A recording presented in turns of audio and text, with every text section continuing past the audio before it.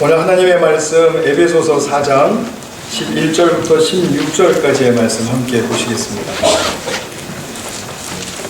에베소서 4장 11절에서 16절까지의 말씀 제가 봉독하겠습니다. 그가 어떤 사람은 사도로, 어떤 사람은 선지자로, 어떤 사람은 복음 전하는 자로, 어떤 사람은 목사와 교사로 삼으셨으니 이는 성도를 온전하게 하여 봉사의 일을 하게 하며 그리스도의 몸을 세우려 하심이라. 우리가 다 하나님의 아들을 믿는 것과 아는 일에 하나가 되어 온전한 사람을 이루어 그리스도의 장성한 분량이 충만한 데까지 이르리니 이는 우리가 이제부터 어린아이가 되지 아니하여 사람의 속임수와 간사한 유혹에 빠져 온갖 교훈의 풍조에 밀려 요동하지 않게 하려 함이라. 오직 사랑 안에서 참된 것을 하여 범사에 그에게까지 자랄지라. 그는 머리니 곧 그리스도라. 그에게서 온몸이 각 마디를 통하여 도움을 받음으로 연결되고 결합되어 각 지체의 분량대로 역사하여 그 몸을 자라게 하며 사랑 안에서 스스로 세우느니라. 아멘. 오늘은 잠깐 기도하겠습니다. 사랑하는 아버지 하나님, 주님의 말씀 앞에 우리 모두가 섰습니다. 인간의 말을 넘어선 주님의 음성이 우리의 심령에 새겨지게 하시고 그 축복이 이어지는 가운데 우리의 삶이 주님의 말씀 위에 굳건히 설 수 있도록 축복하여 주시옵소서. 이 시간 성령의 주장하심에 맡겨 올리오며 우리 구주 예수 그리스도의 이름으로 기도하였습니다. 아멘. 예수님께서 이 땅에 오셔서 사역하시고 죽으시고 부활하시고 50일째 되는 날, 또는 예수님께서 부활하시고 승천하시고 10일째 되는 날, 120명의 성도들이 마가의 집의 다락방에서 기도하고 있을 때 성령께서 모든 사람에게 강림하셨습니다. 이 날이 참으로 중요한 오순절이라고 그렇게 부르죠. 이때 이 성령 강림 사건으로 말미암아 교회라는 신생 집단이 생겨나게 되었습니다. 이 교회에 속한 그 모든 그 120명의 성도들은 한결같이 하나의 공통점을 가지고 있었는데, 그것은 예수님이 바로 나의 구세주이시고 나의 인생의 주인이시다라는 것이었습니다. 그들은 모두가 다 이제 새로운 국면의 삶으로 들어가게 되었는데, 그것은 예수 그리스도를 찬양하고 예배하는 삶, 그리고 예배자들이 모인 그런 새로운 친교의 세계, 그것으로 들어가게 된 사람들이었습니다. 이들의 모임이 이제 날마다 왕성해지면서 교회가 이제 퍼지기 시작했고, 그리고 교회가 이제 곳곳마다 세워지면서 사람들의 눈에 띄기 시작했을 텐데, 그때 교회에 들어오지 못한 많은 사람들은 과연 저 교회에서 사람들이 무엇을 하는 것인가 잘 알지 못했습니다. 요즘 같으면 다 알죠. 교회 밖의 사람들도 교회에서 예배드리고, 그리고 또 우리가 믿는 내용까지도 다 알죠. 교리도 다 압니다. 믿음으로 구원받는다고 하는 사람들이 모인 교회, 또 하나님께서 우주와 인간을 창조하셨다는 창조 교리, 또 속죄의 교리, 그런 모든 교리들을 밖에 사람들도 다 알지 않습니까? 그런데 그 당시의 사람들은 교회가 도대체 무엇을 진실로 믿고 무엇을 따르는지 지금보다 훨씬 더 잘 몰랐겠죠. 그러던 중에 이제 우리 기독교는 얼토당토하는 그런 그 루머에 시달리기도 했습니다. 그 한 가지가 무엇이냐면 사도 바울이 고린도 교회에 고린도전서 16장에서 너희는 서로 입맞춤하고 서로 무난하라, 이런 말씀이 있었는데, 그 말을 저 사람들은 남녀 구별도 못하고 아주 문란한 그런 사람들이다, 이렇게 생각했다는 것이죠. 그러니까 누구나 입맞춰야 된다고 하니까. 또 한 가지 있는데, 그것은 이제 초대교회 교우들은 모일 때마다 성찬식을 했습니다. 성찬식은 예수님의 피와 그리고 살을 상징하는 포도주와 빵을 나누는 자리이죠. 근데 말로는 이렇게 하잖아요. 예수님의 살과 피를 먹는다, 먹고 마신다, 이렇게 얘기하니까 교회 밖에 있는 사람들이 그 표현만 딱 들었을 때는 얼마나 섬뜩했겠습니까?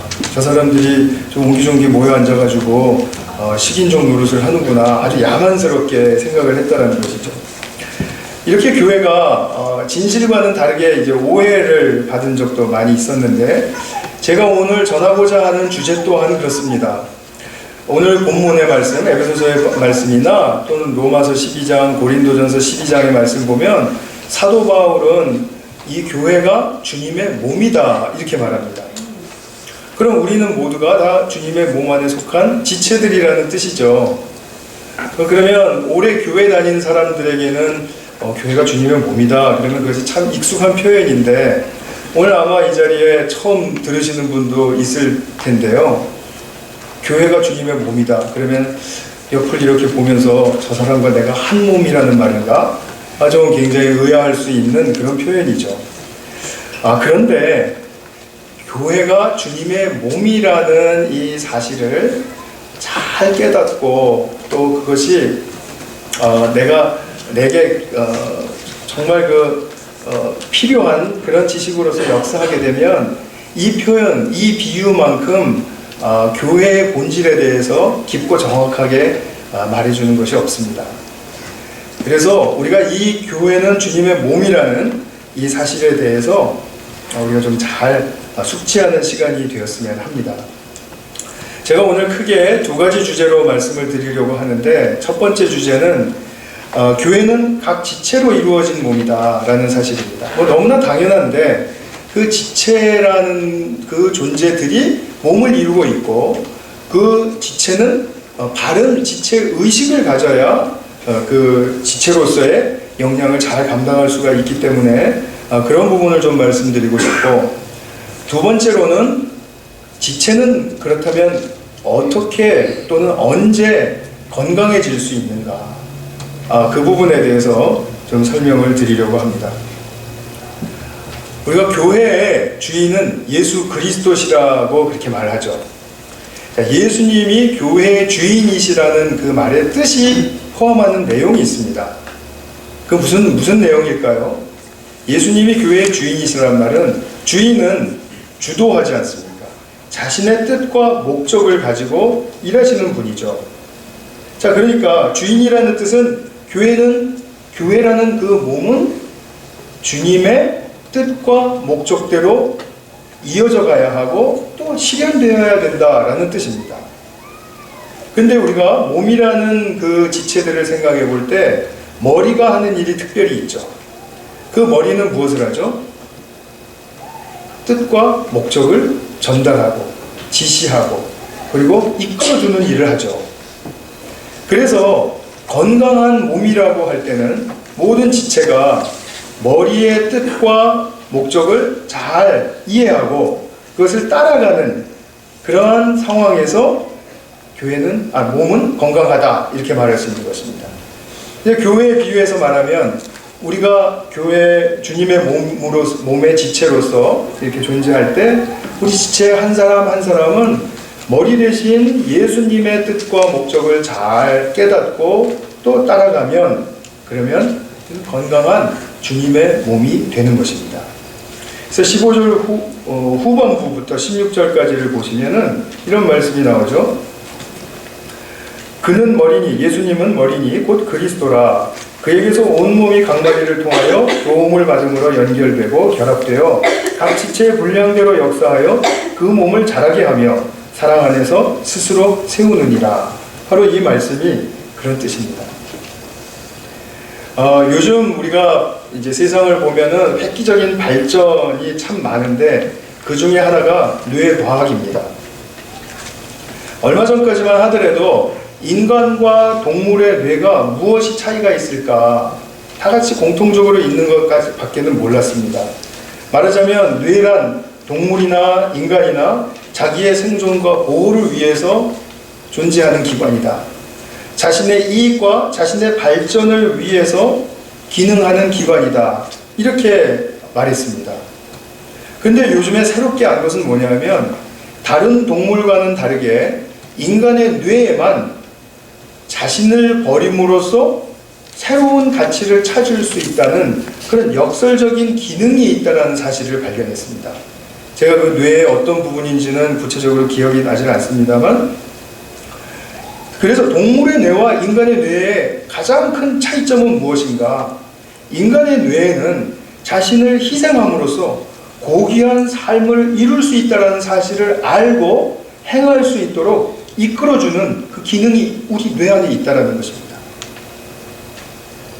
그런데 인간이 타락했기 때문에 이러한 희생하고 고귀한 삶을 이루는 이런 부분에 대해서는 특별한 사람들에게나 또 특별한 미덕으로만 생각되어 왔던 그런 희생적인 사랑이 요즘 이것이 뇌과학이 밝혀냄으로 말미암아 이제는 그런 모든 사람에게, 모든 인간에게 적용되고 모든 삶에 실현될 수 있다라는 그 사실을 말해준 것이죠. 말하자면 희생적인 그러한 삶의 태도와 사랑의 삶으로 말미암아 우리의 삶은 더 고귀해질 수 있다라는 그 사실은 모든 인간에게 적용되고 모든 삶에 실현될 수 있다라는 바로 그것을 증명해낸 셈입니다. 그런데 한번 생각해 보십시오. 예수님께서 이 땅에 오신 이유가 무엇입니까?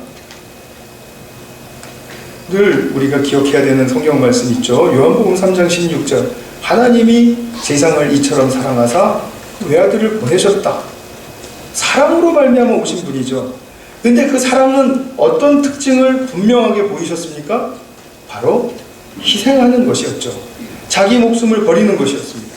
그래서 예수님은 자기의 사랑의 증거로서 자기 목숨을 버리는 희생을 분명히 감수하셨습니다. 그리고 십자가에서 죽으셨죠.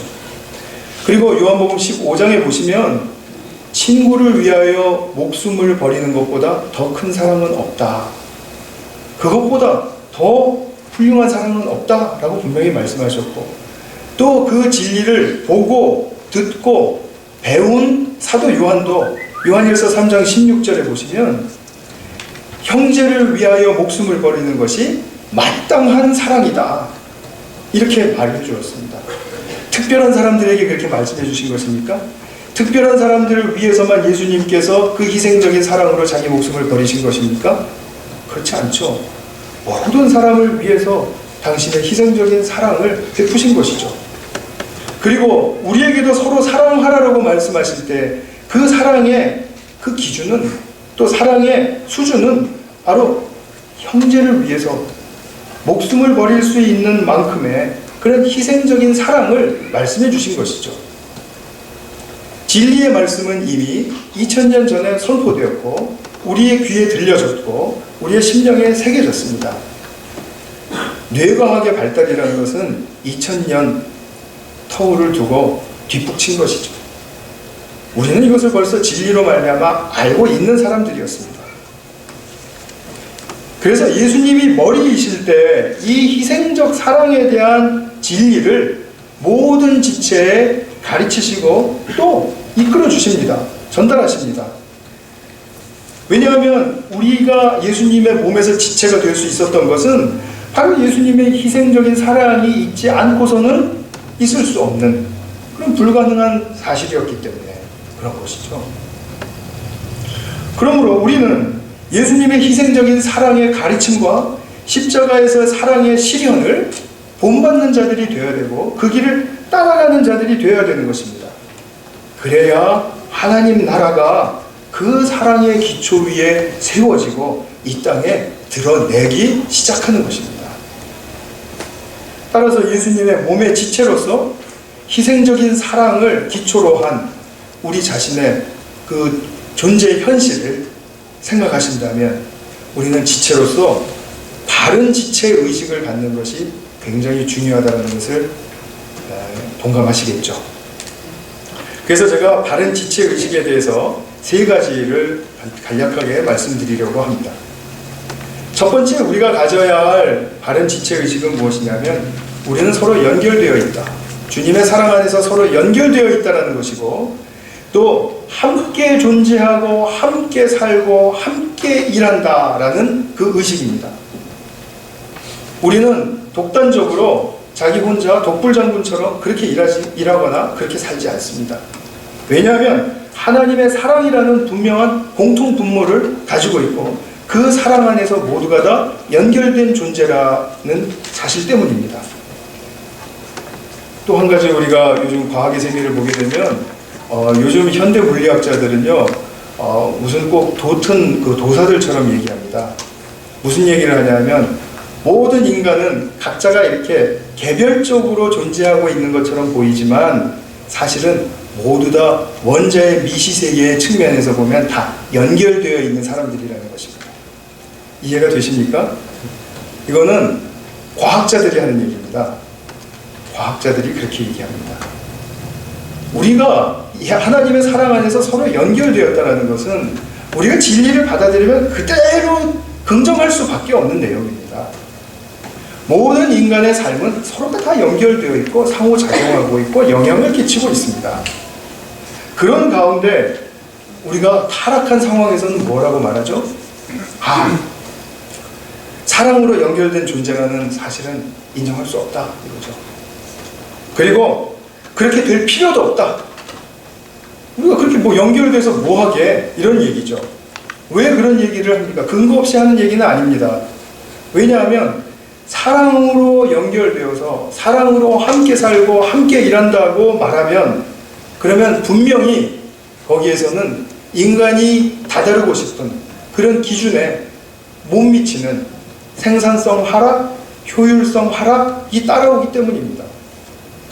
그래서 인간을 다 기계처럼 만들어서 다 그냥 완전히 자기 역량만 발휘하게 하면은 그러면 생산성 최고의 경지를 이룰 수 있다라고 믿고 그것이 인간의 최고의 행복한 길이라고 설득하는 지금 이 인간의 역사, 또 요즘 현대에 들어와서는 더욱더 강하게 설득하고 있는 그런 현대의 조류에 대해서 우리는 강력하게 거부해야 되는 것이죠. 생산성이 제 1차 목적이 아닙니다. 효율성을 길러가는 것이 교회의 1차 목적이 아니고 우리의 삶의 목적이 아닙니다. 우리가 그것을 반드시 기억해야만 하는 것입니다. 그래서 서로 연결되어 함께 존재하고 함께 일한다. 이것이 바른 지체의식입니다. 두 번째 지체의식은 뭐냐면 각자의 지체는 건강하게 자라야 한다는 것입니다. 자기 자신이 지체로서 건강하게 자라가야 하고 미숙한 어린아이의 상태에 머물러서는 안 된다라고 오늘 사도 바울은 14절에서 말하고 있습니다.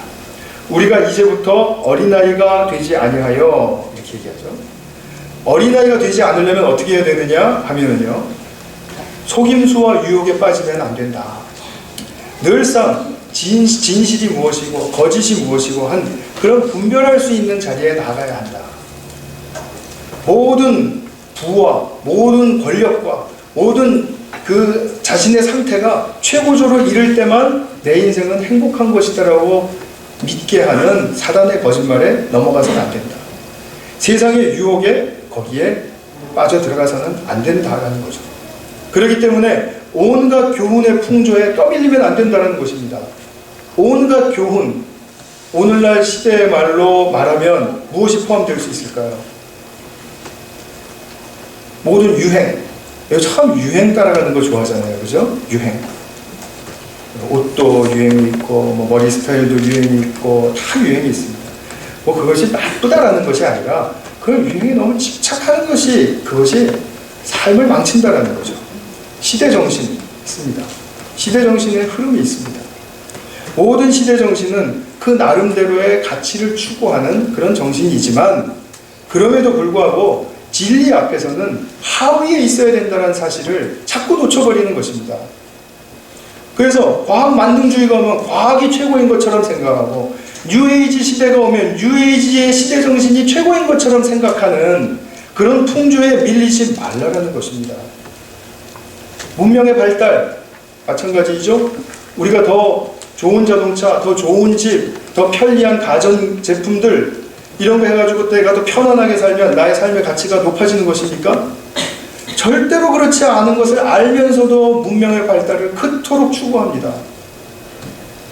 여기서도 제가 문명의 발달이 나쁘다라는 것이 아니라 그것을 추구하면서 그것에 목매달고 살고 그것 때문에 나의 삶의 질이 좌지우지된다라는 그런 속임수가 나쁘다라는 것이죠.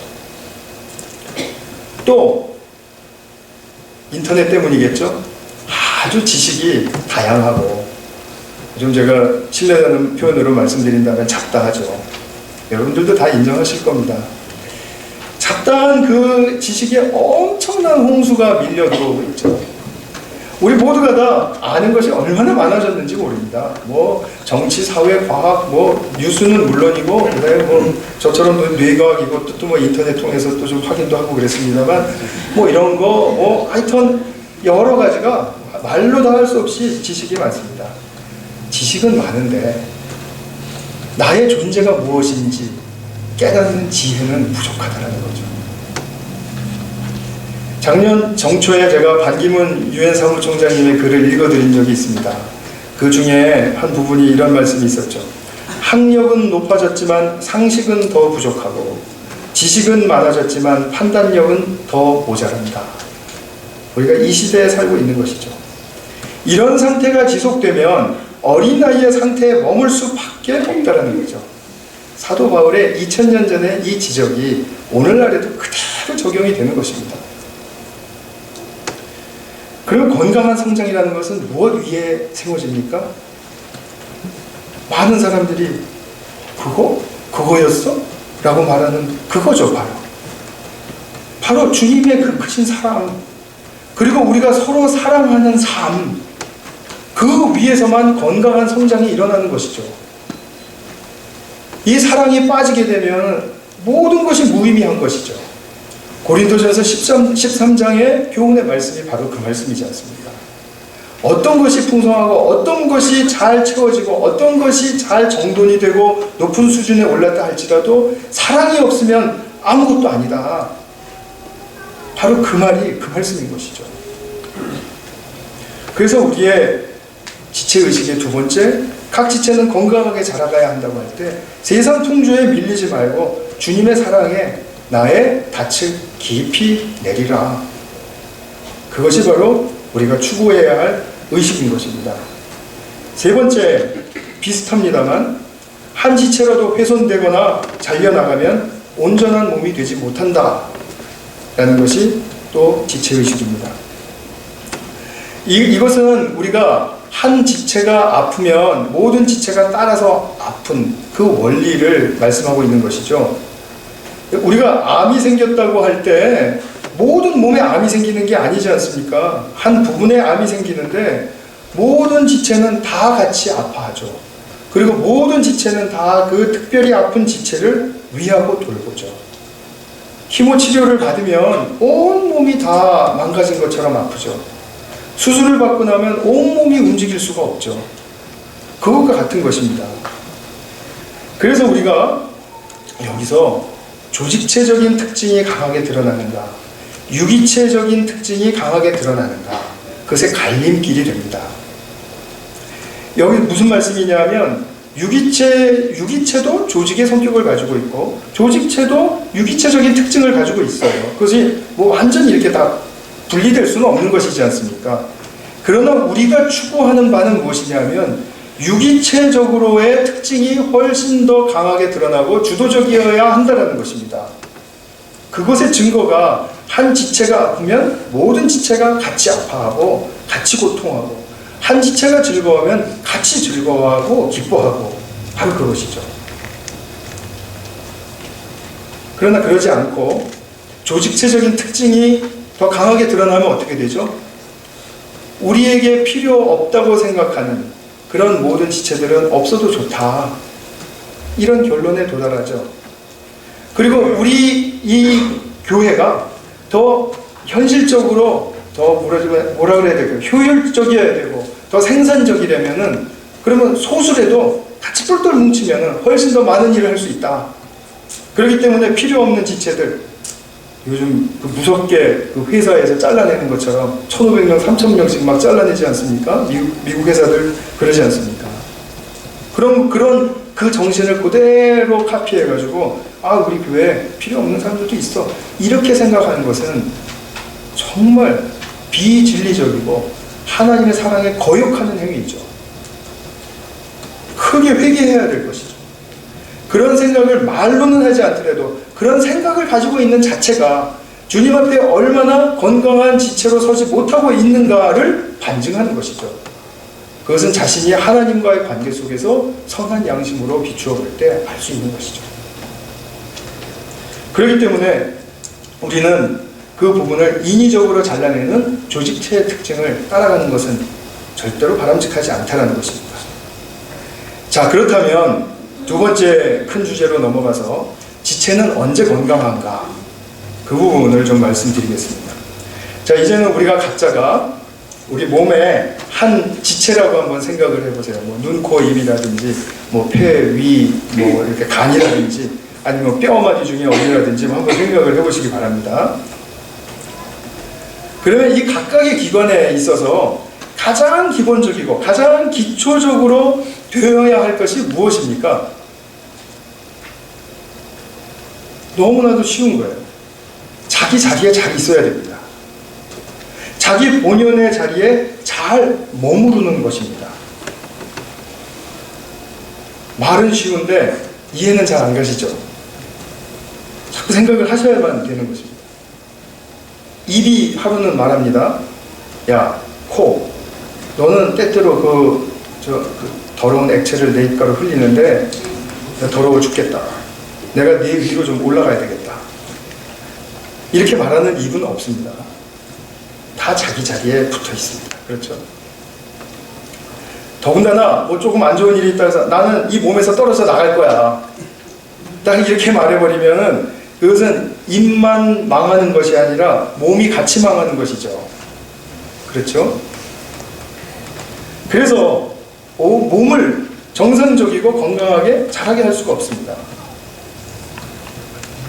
지체는 자기의 본연의 자리에 잘 머무를 때, 그리고 그 자기 자리의 가치와 의미를 잘 발견하고 그것으로 말미암아 힘을 얻고, 그리고 그 자리에 존재할 때, 그때 건강해지는 것입니다. 그리고 또 한 가지는 때에 잘 머무는 것입니다. 우리가 일할 때 있고 일하지 않을 때가 있습니다. 우리가 근데 보면은 일할 때는 자꾸 좀 쉬었으면 좋겠다라는 마음, 일하지 않을 때는 또 뭔가 마음의 부담감이 느껴서 일해야 되겠다라는 그런 생각이 사로잡히게 되죠. 그러나 우리가 때마다 어떤 때가 오면 그때 내가 정말 충실하고 몰두하고 집중해야 돼. 그 때에 머무르는 것. 또는 쉬어야 할 때가 오면 그 쉬는 때에는 완전히 자신을 릴렉스 시켜놓고 또 충분히 쉬어야 되는 그런 때에 잘 머무르는 것이 굉장히 중요한 것입니다. 우리 기관 중에서 손이 가장 많이 일을 합니다만 손이 또 쉬어야 될 때가 있습니다. 근데 쉬어야 될 때가 있는데도 손이 계속 부들부들 떨리고 있으면 수전증이라고 하죠. 비정상적인 것이죠. 그래서 그 때가 언제인가 잘 알아야죠. 어깨와 허리는 아프다고 막 아우성인데 다리는 난 튼튼해 그러면서 막 달려나가면은 결국은 몸살이 오는 것이죠. 비정상적인 몸의 상태로 가는 것입니다. 이것을 기초로 하시면서 한번 생각해 보시기 바랍니다. 이 시대의 가장 큰 정서적인 문제가, 인간의 정서적인 문제가 무엇일까요? 저는 이것이라고 생각해요. 자신에게 주어진 위치와 직분, 역할, 또 자기에게 주어진 소명, 일, 자신에게 주어진 관계, 여러 관계가 있겠죠? 그 관계에 충실하게, 충분하게 머물지를 못한다 라는 것에 우리의 정서적인 문제가 있다고 생각합니다. 머물지를 못하고 항상 조바심에 쫓깁니다. 같이 밥을 먹어도 그 다음에 무언가 해야 될 일을 생각하는 거죠. 머물지 못하는 그 이유의 중심에는 항상 조급함이 있죠. 그리고 단절감이 있습니다. 단절감에 대해서는 제가 여러 차례 설명을 드렸으니까 오늘은 좀 건너뛰고 조급함에 대해서 좀 설명을 드려보겠습니다. 왜 그렇게 조급할까요? 뭘 하더라도 항상 쫓기고, 그리고 불안하고, 그리고 내게 주어진 그 지금의 시간이 이렇게 충분히 누려지지가 못하고, 또 그것으로 말미암아 기쁨을 경험하는 것이 그토록 드물고, 왜 그럴까요? 내가 뒤처질까봐, 간단하죠. 사람들에게 인정받지 못할까봐, 비난받을까봐, 그런 것들이 두려운 것이죠.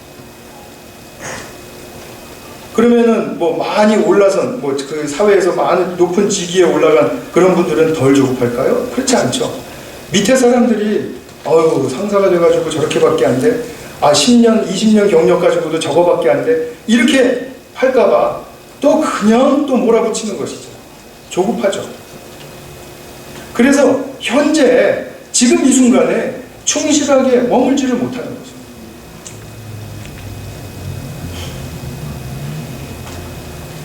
항상 지금이 지나면 더 나은 미래가 올 것이라는 그런 막연한 기대 속에 지금을 빨리 보내고 싶은 것이죠. 지금이 빨리 지나가야, 그래야 내게 뭔가 더 좋은 일이 생길 것 같은 그런 허구적인 낙천적인 시각? 그것 때문에 우리는 현재를 다 놓쳐버리는 것입니다. 물론 다는 아닙니다. 좀 과장해서 말씀드리면 그렇다는 거죠. 지금 이 시간은 이 시간으로서의 충분한 가치와 나의 삶에 큰 활력을 부어줄 수 있는 순간적이라도 그런 기회가 될 수 있다는 사실을 믿고, 그리고 그 현재에 충실하셔야 되는 것입니다. 그 현재에 머무셔야 되는 것입니다. 우리가 그 미래에 대해서 생각을 할 때 지금 현재를 충실하게 지내지 못하면, 머물지 못하면 그 미래라는 것은 허구입니다. 왜냐하면 그 미래가 현재가 되었을 때 또 나는 거기서 의미를 찾지 못하고 가치를 찾지 못하고 그 뒤에 있는 또 미래, 더 나을 것 같은 미래를 기대할 테니까요. 그렇다면 우리의 인생은 뭐가 되는 거죠? 전마다 이어지면서 무의미의 연속이 되어버리는 것이죠. 무의미의 연속이 되어가다가 어떤 인생의 단계에 딱 위기나 어떤 어려움이나 변화에 봉착하게 되면 내가 여태까지 살아온 인생을 보니까 하나도 의미 있는 순간이 없었구나를 그제서야 발견하게 되는 것이죠. 그렇다면 우리는 주님의 몸의 지체로서 그런 무의미한 순간들을 계속해서 보내고 있다면 그 몸은 어떤 상태로 가게 되겠습니까? 계속해서 허구적인 몸밖에는 되지 않는 거죠. 의미를 못 찾는 순간들이 계속 이어지면 그 말은 결국 내가 지금 현재의 순간의 가치와 그 즐거움을 계속해서 놓쳐버리면, 그러면 나는 더 나은 미래는 올 수가 없다라는 그런 사실, 엄연한 사실임에도 불구하고 계속해서 나는 뭔가 어떤 헛된 낙관을 갖게 되는, 더 나아질 거야 라는 그런 기대를 갖게 되는 그런 삶을 살게 된다는 것입니다. 모든 하나님의 자녀들이 교회에서 배워야 할 것이 바로 이것입니다. 그 순간에 머무는 법을 배워야 되는 것입니다.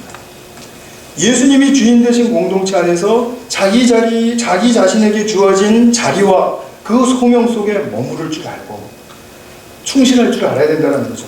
어떤 변화되는 상황 속에서든지 그 때를 잘 분별하고, 그래서 하나님께 지혜를 구해야 할 필요가 있고 하나님께 더욱더 붙들려야 될 필요가 있다는 사실을 자각하고 겸손한 가운데 그 때에 적절하게 머무는 법을 배워야 되는 것이죠.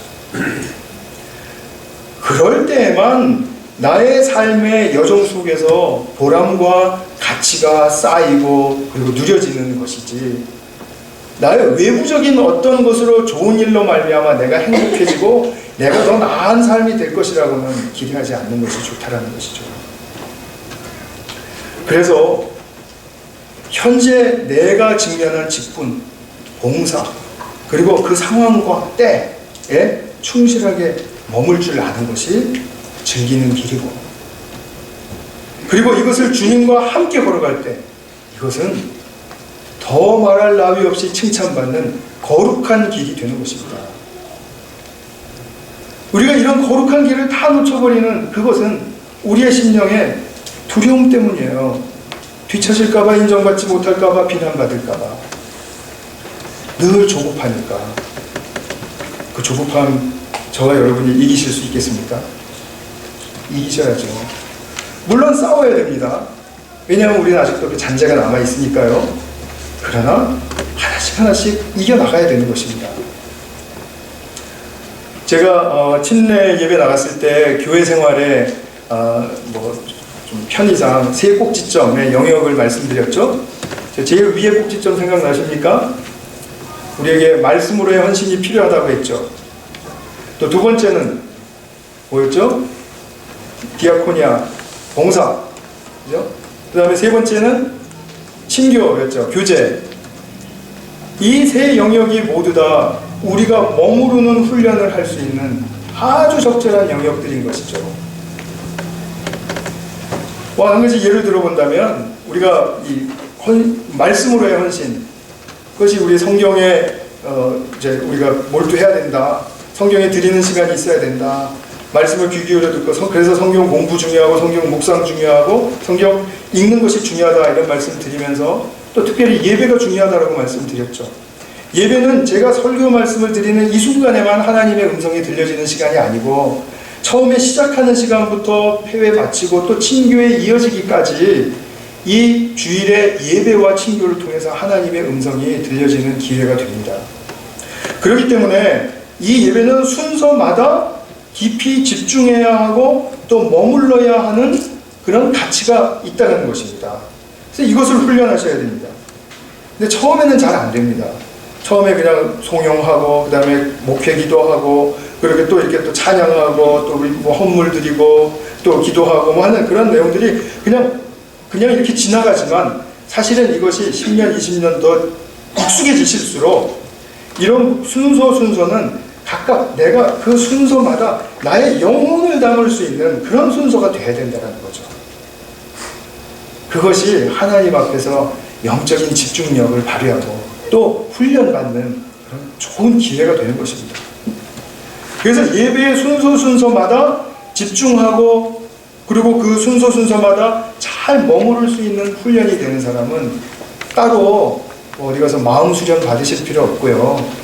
요가해서 또 정신 수양 하실 필요 없습니다. 예배는 그렇게 우리에게 큰 혜택과 축복을 주는 자리인 것입니다. 그런데 안 그렇잖아요. 우리 나가면서 오늘 우리 대표 기도자의 기도가 뭐였지? 하나도 생각 안 나죠, 그죠? 오늘 찬양 뭐 불렀지? 한두 마디 생각나면 좋은데 그냥 그걸로 만족하게 되죠? 설교 시간에는 하도 이렇게 제가 들도 볶으니까 그래도 몇 말씀은 생각이 나시겠죠? 그래서 우리가 예배 드리면서도 순간순간마다 자신을 심는 그런 머무는 훈련을 꼭 하십시오. 예배 드리면서도 이것을 빨리 마치고 내가 밥을 먹어야 되겠다. 밥을 먹으면서는 내가 이 밥을 빨리 먹고 내 밀린 일 하러 가야 되겠다. 아니면 초원으로 나가서 공과의 헤어짐과 만남이 80번이 있든지 120번이 있든지 해야 되겠다. 그거 끝나고 나면 빨리 집에 와서 씻고 뭐 해야 되겠다. TV 봐야지. TV 볼 때는 또 빨리 TV 끝나면 내가 뭐 해야지. 계속해서 그러는 순간들이 반복이 되면은 결국은 나는 풍성하게 순간마다 주어지는 모든 가치의 축복들을 다 잃어버리는 셈이 되지 않습니까? 제가 물론 뭐 식사하시지 말라라는 말씀 아니고요. 뭐 골프 하시지 말라라는 말씀 아닙니다. 하실 때라도 머무시는 훈련 하시라는 말씀입니다. 특별히 제가 한 가지만 말씀을 좀 나누고 싶은 것이 있습니다.